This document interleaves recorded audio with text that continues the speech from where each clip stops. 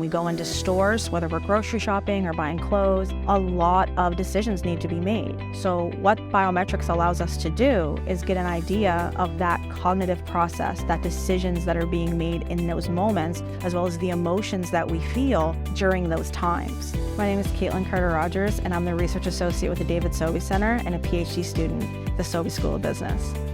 And so an eye tracker, they can be glasses or they can be something that you put on a computer screen that allows for us to see where our consumers are looking, how long they fixate on certain items, the process of the decision between two comparisons, a new brand versus an old brand or a familiar brand that people typically buy. That eye tracker allows for us to pick up on that process. Another device that we use is the EEG.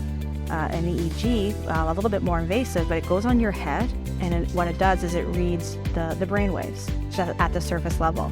This device allows for us to get an idea of the internal decision-making process within milliseconds of making a decision. The galvanic skin response, or the GSR, allows for us to get an understanding of people's skin response. So if they are sweating or if their heart rate goes up, we essentially see this type of excitement when combined with an EEG or an eye tracker allows us to see where that processing is going, whether it is a good excitement, a bad excitement. So we see that whole journey.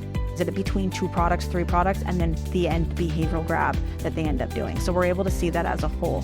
When we look, let's say, typical research that's done, what essentially happens is we get the decision after the fact. We get to kind of see, or we're seeing it in like the real time when they actually make that decision. But there is a time process at the front end of it where they're actually deciding where they want to go, what they want to do. And what the biometrics does is allows for the retailer to get an understanding of that decision-making process pretty much immediately as it's happening. It also allows for, let's say we're using an eye tracker on a computer, we're able to see fixations and these type of processes about websites before that product goes out, before we have these placements that retailers want to put out. So it allows for new brands to be able to assess the process or the emotion that their brand is exhibiting before they go and enter the market.